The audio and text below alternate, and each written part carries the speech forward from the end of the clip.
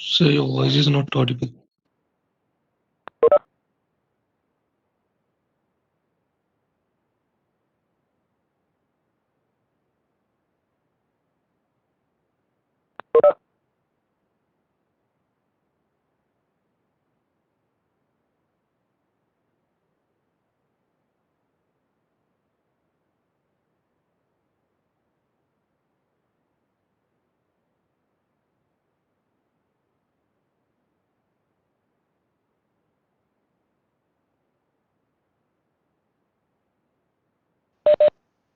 Okay. Am I audible now?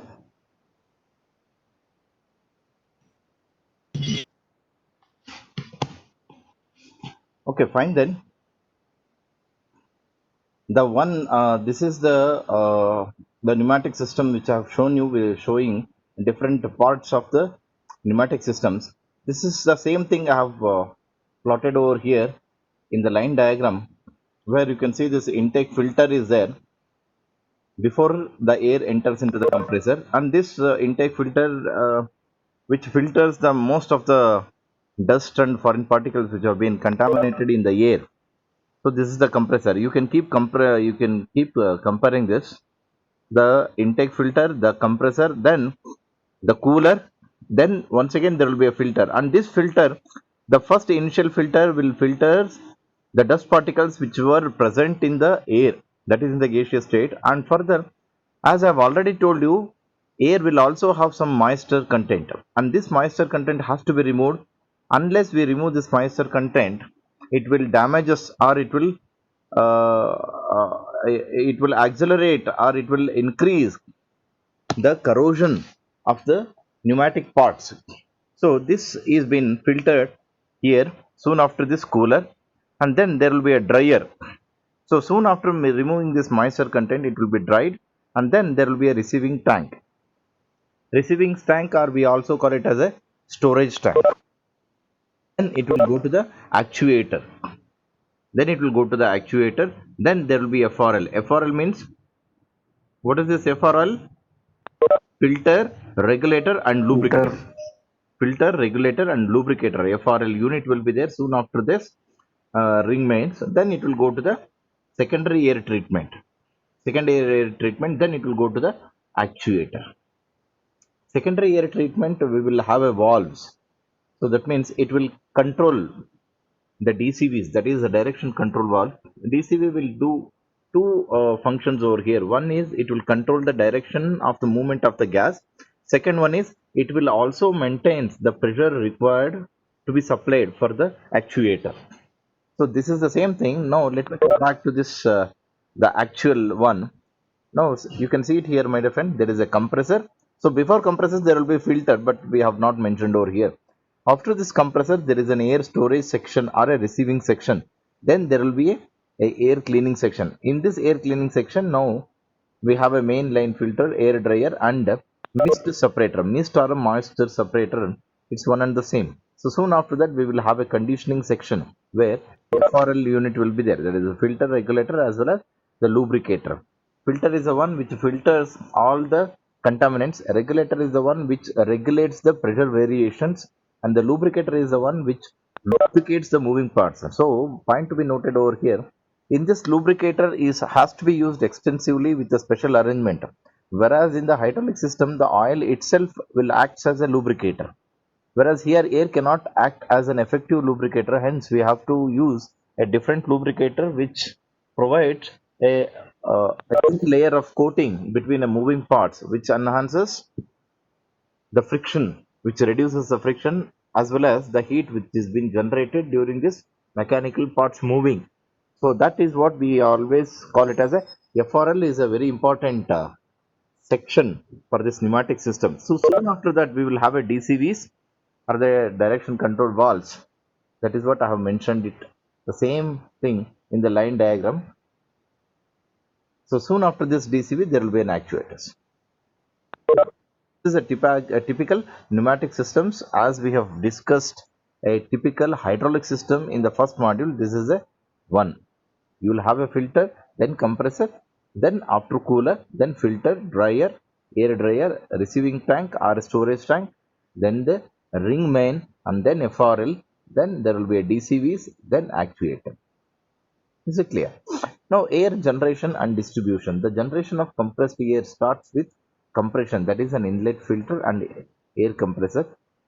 The compressed air flows through an entire series of components before reaching the consuming device. Consuming device, it is nothing but the end output of an actuator. Don't get confused. Okay. Now this is this will have air reservoir, air dryer, air filter,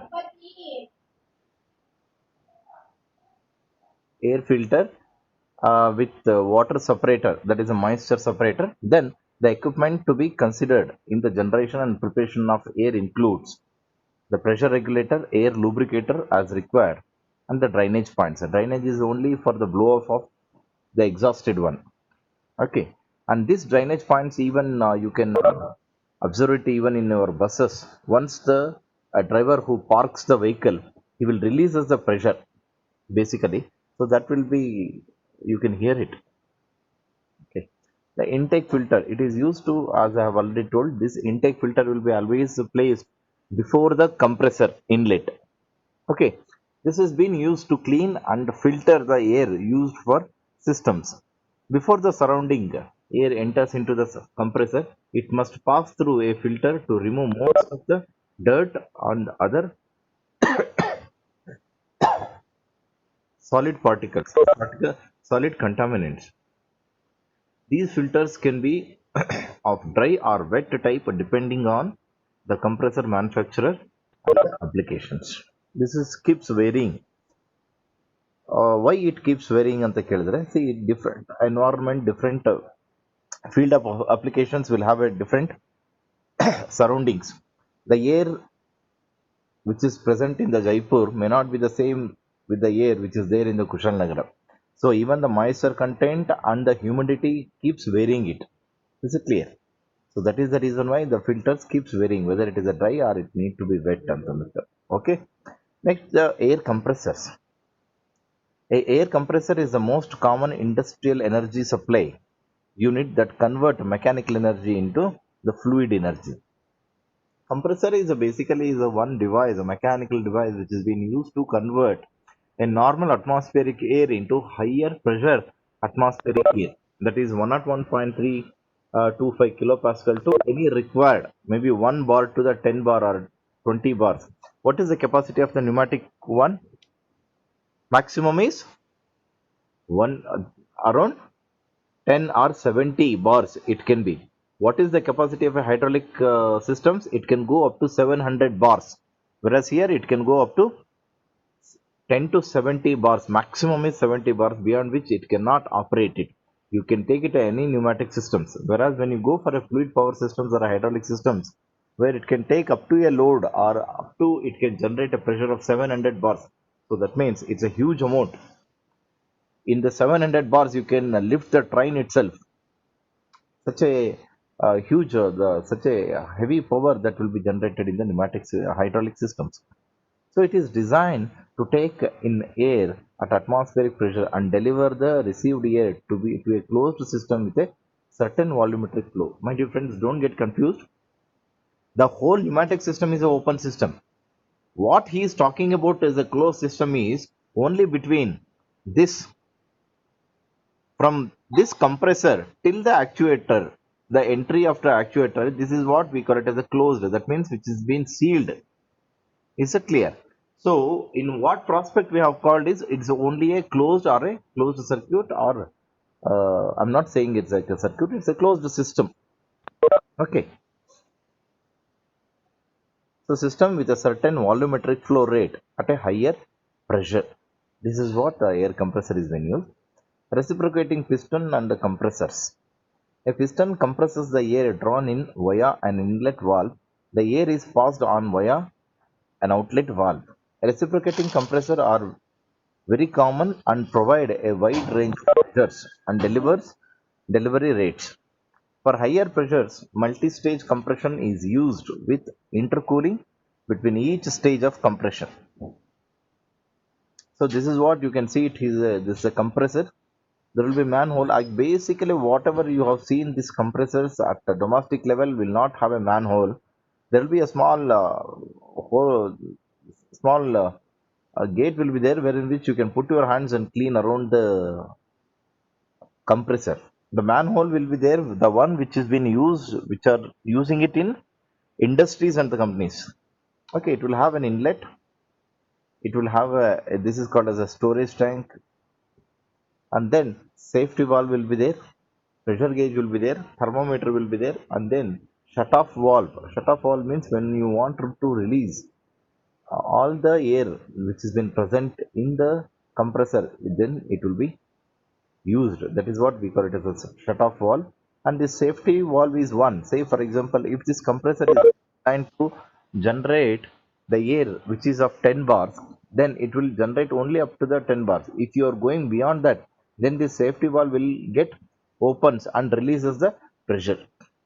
No, my dear friends, you can also tell me why this temperature gauge is being used. The thermometer or a temperature gauge is being used make sure that in order to make sure that the temperature of the air which is there in the compressor should not exceed the limit.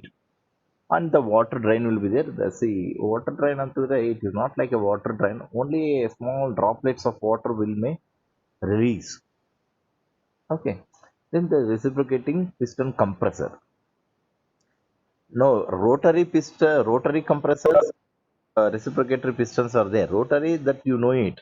The reciprocating is one which will be having a piston cylinder arrangements. As you can see it here, a reciprocating compressor consists of a crankshaft by the connecting rod. These two are the connecting rod which have been coupled, which have been joined together, and these are the crankshafts.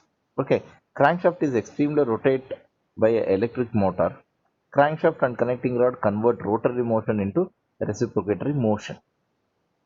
That is what we know it. So now, reservoirs. A reservoir, or we call it as a tank.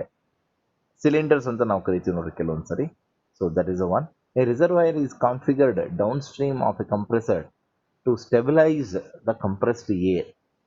A reservoir compensates the pressure fluctuations when the compressed air is taken from the system. If the pressure in the reservoir drops below the certain value, the compressor will compensate until the set higher value is been reached. That is the beauty of this reservoirs. Say for example, in most of the cases in the early morning, in the cold season, if you want to compress the air, it doesn't take less time. That means it takes more time to compress and increase the pressure of atmospheric air. So in such cases, what happens is the reservoir will holds the compressed air which has been delivered by the compressor, and it keeps it with itself until a desired pressure is been achieved. Once it is been achieved, it will be ready for the usage. So that is the beauty of this. If that is what he is saying it here. If the pressure in the reservoir drops below a certain value, the compressor will compensate until the set higher value has been reached. This has the advantage that the compressor does not need to operate continuously. This is quite obvious. Now this is what, where you can see it here. This is a compressor and this is a reservoir. For this also there will be a pressure gauge, there will be a temperature gauge, shut-off valve will be there, drain cock will be there, a reservoir will be there, pressure relief valve will also be there in the reservoir. Air dryers. Why is this air dryers is required? Right? The most common type of dryer today is the refrigeration dryer. With refrigerated drying, the compressed air is passed through a heat exchanger system through which a refrigerant flows. The aim is to reduce the temperature of the air to a dew point, which ensures that the water in the air condenses and drops out in the quantity required. So this is the uses of air dryers. You can see it here. Refrigerant will be flowing it over here, which absorbs this a heat exchanger air in, and it flows over here. Whatever the water droplets are there, which will be collected over here. It will be collected over here, and only the dry air will be sent to the heat exchanger outside. Now this is a refrigerating system which will be allowed to flow a refrigerant. Now this is a beautiful diagram. Even you can draw it in a line diagram also. Just an heat exchanger which exchanges the heat between, and then there will be a separator. The water droplets will be collected. Once the air is been separated from the moisture content which was present in the intake air. This is a compressed air filter. Compressed air filter which will be placed here. Compressed air filter will be placed soon after this cooler. Is it clear? The selection of the correct filter plays a vital role in determining the quality and performance of the working system which is to be supplied with compressed air. Okay, the correct filter has to be selected. One characteristic of compressed air filter is the pore size. Porous. It's a pore size. That is what we call it as. Pore size andre even your handkerchief size. So such kind of porous side will be used. A pore size of the filter element indicates the minimum particle size which can be filtered out of the compressed air. Now this is the one. What you can see it here is a compressed air filter. As you can see it here, the air, this is a graphical symbol of representing it, and this is an actual one, my dear friends. Now this is the one which show you a schematic parts of a compressed air filter. There will be a baffles over here on the two sides which makes the air to flow like this. The air which is making, which will come over here soon after the compressed air which will come, which will be coming over here. Since due to this converging and diverging sections, when it makes a rotation and it going passing through away, so it will, due to the surface contact of these baffles. So what happens, say for example my difference, I was just telling you, the pressure cooker le whistle barbekadre kuda if you keep a spoon onto that whistle, which the steam which has been coming out, whenever it touches the surface, a solid surface whose temperature is less than the steam temperature, it will condensate it. The water particles will strike the solid surface and condense it. So this condensate or the liquid water will be collected at the bottom. It is by natural gravity. No need for an external force for this. Okay. Now this is a filter. So it comes over here and it filters over here, and this will be a porous medium. The condensate will be here, and simultaneously it will also filters the air and it will be dispatched. This is the one. Now this is the drain one. One after some time it will be collected at the bottom.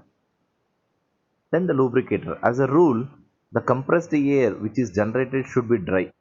That is a mandatory. That is free of oil or free of water also. For some components, lubricated air is damaging. For others, it is undesirable. But for power components, it may, in certain cases, be necessary. Lubrication of the compressed air should be therefore always be limited to the plant selections which require lubrication. Is it clear? For this purpose, lubricators are fitted to feed the compressed air with specially selected oils. Oils which are introduced into the air from the compressor are suitable for the lubrication of control system components. Now this is a one lubricator.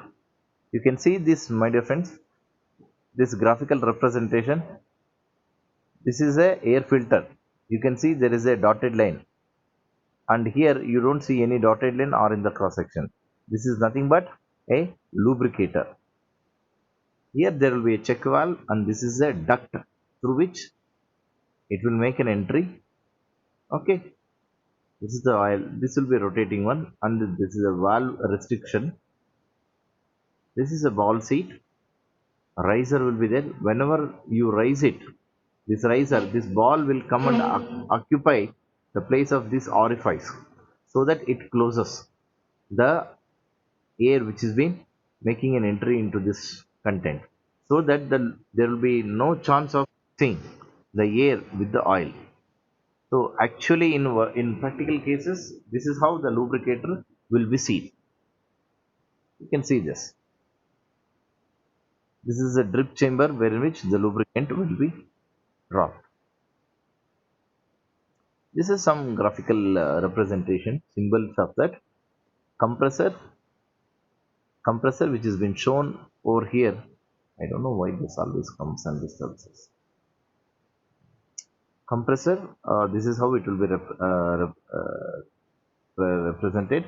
Now, my dear friends, if you observe it carefully, for the pump, this will be triangle shape will be reverse shape. You can see it here. Have you observed it? For the pump, the graphical representation will be a different one. Then the service equipment filter. This is a control filter. This is a lubricator. This is a air receiver and T junction. This is the one. This is a water separator, pressure regulator. This is the pressure regulator. Symbols of these energy and supply components. Okay. Properties of a compressed air, which is a very important one. There is a one separate topic is there in this module for you people. Components have long working life, resulting in longer system reliability. Environmentally friendly it should be. Safety issues are minimized. Example, fire hazardous, unaffected by the overloads, actuators stall or slip. Pneumatic actuators in a system do not produce heat except for the friction. These are the few properties of the compressed air. Now, components have long working life, resulting in longer environmental. The same thing. Repeat it. Okay. Compressed air is an energy form offering an unrevealed range of applications and combining speed, power, precision, and safe handling. And these compressed air is being used effectively only when, hang on,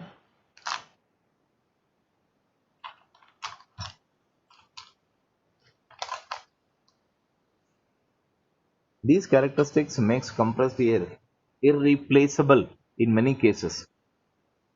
Okay, as an important field of application for compressed air, pneumatics has shown a two-digit growth rate for years. More and more new patents are being filed on compressed air cylinders, air engines, and compressed air valves. This is the energy level, and this is the compressed air energy. As it keeps using it, okay. At the energy input, it will be of maximum, and then there will be heat recovery, then there will be working this one, and then maintenance, and then the flexibility. This is a compressed air filter which I have already shown you. Lubricator is already shown. This is one. Air treatment stages. Now the same thing, whatever I have shown it over here.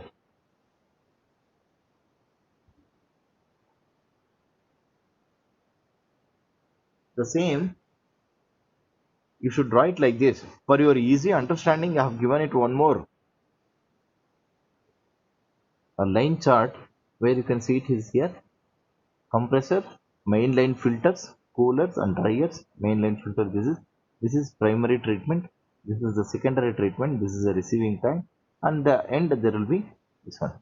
For satisfactory operation of the pneumatic system, the compressed air needs to be cleaned and dried. Atmospheric air is contaminated with the dust, smoke, and is humid.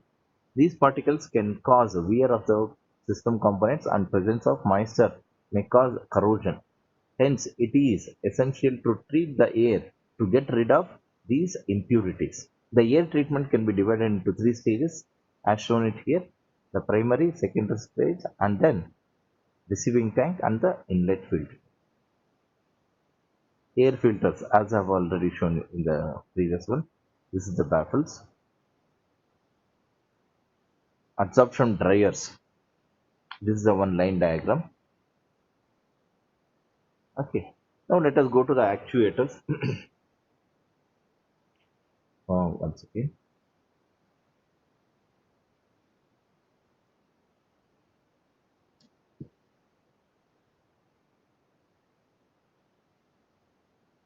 apart from this hydraulic systems, even in the pneumatic system, the actuators remain same thing.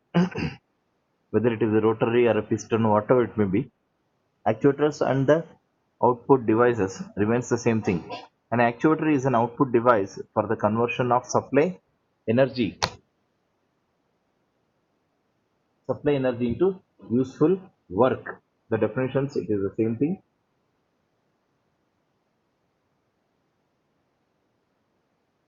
And then the output signal is controlled by the control system and the actuator responds to the control signals via control element. Other types of output devices are used to indicate the status of the control system or actuators. Example, pneumatically actuated visual display will be there. Actuators and output devices. The pneumatic actuators can be described under two groups, linear and rotary. Same thing as I have already discussed you in the hydraulic system. The same thing will be there, linear and rotary, single acting and double acting, air motors and semi-air motors. Single acting, you know it. Parangi, can you please Sir, tell me what is a single acting cylinder? in single Abhishek. acting, sir, we can get work done Uh, in one direction. uh, In double acting, we can get both side of the cylinder. We can get work done both both the side of direction. the antannadikina, when the piston is moving on both the directions, that means extension and retraction. In both the Yes, process, we will get the work. Correct, Appa. Good. So that is single acting, as you can see it here. This is a graphical representation. This is the same thing as I have already told you. This actuators remains the same thing for the hydraulic and pneumatic system. Only the capacities keeps changing it. There we use a fluid, and here oil, and here we use the air. That's it. The principle of working, everything will be the same. Only the thing is, there we use oil and here we use the air. Once the medium is been changed, the capacity of the capacity will be different. That's it. Construction and principle of working remains to be the same thing. This is a plunger type of. Since it is, this is also a same thing one. And the double acting cylinder, on the both occasions we will be generating it. The cushioning, that we know it. Cushioning is the one which we make it in order to avoid the variations, that is the vibrations or the shocks. In order to absorb the shocks, we use the cushioning. Double acting cylinder with cushioning. This is what we have already shown.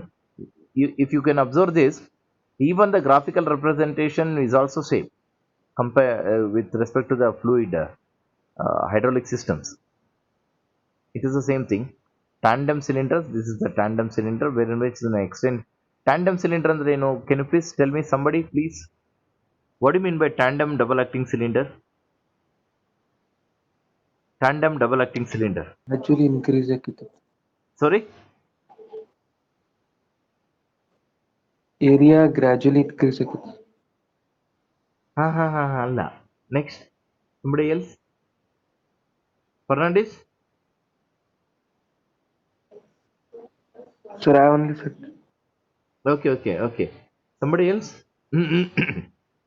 My dear friends, if you have not observed, the piston will be there on both the sides.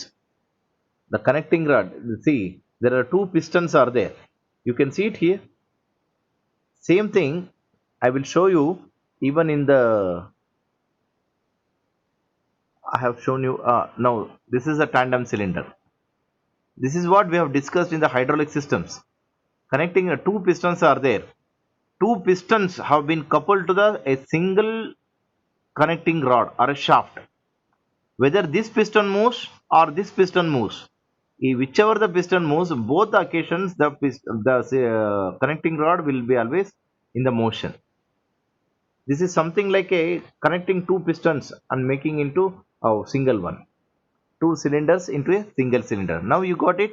What do you mean by a tandem cylinder, my dear friends? Yes or no? Yes, sir. That is one. I just told you. This is the reason why it is the same thing.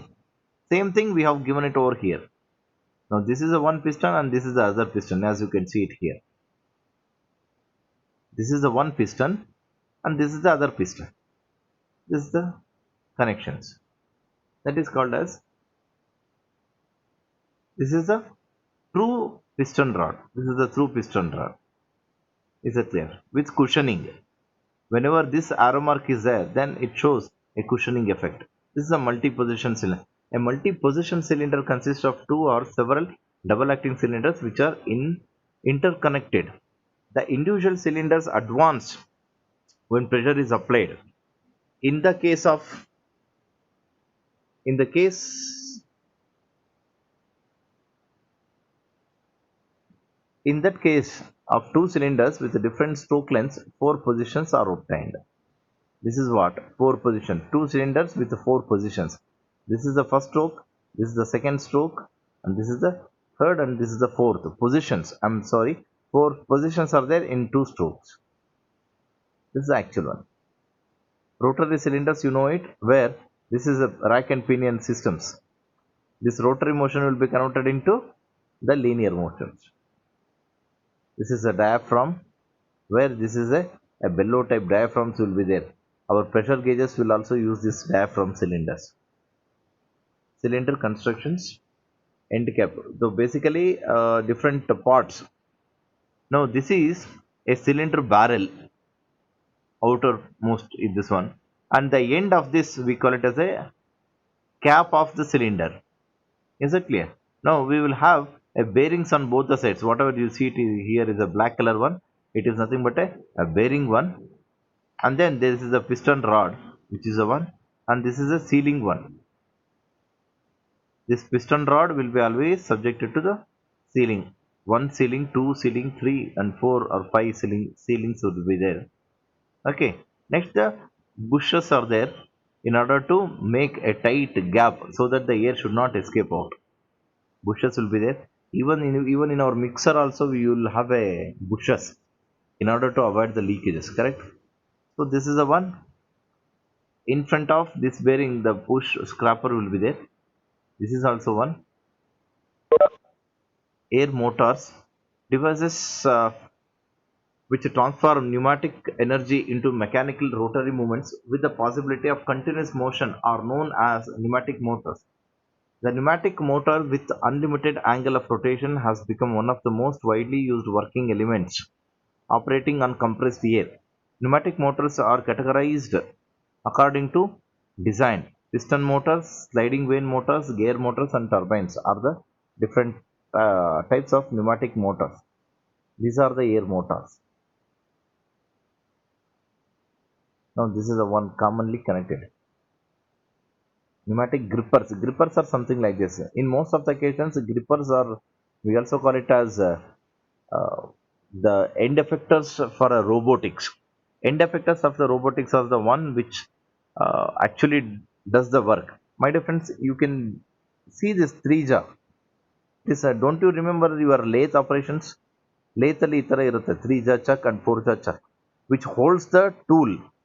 Correct. So similarly, this will be holded by the pneumatically. Is it clear? They are the different grippers, and this is a vacuum generator. Vacuum, in order to create the vacuum, it will be used. Okay. These are the different graphical representations.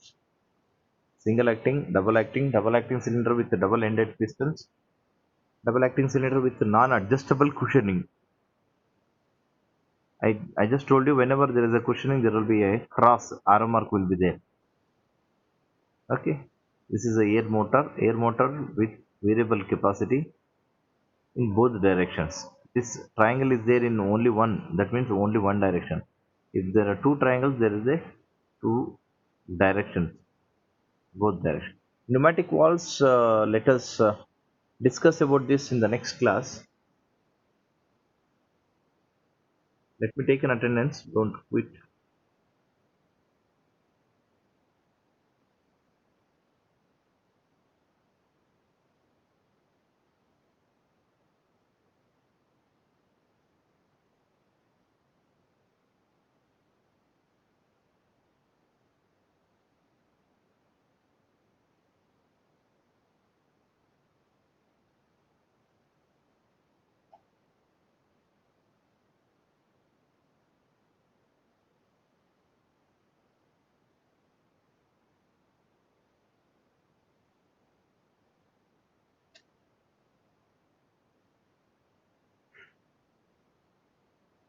Okay, fine then. I just tell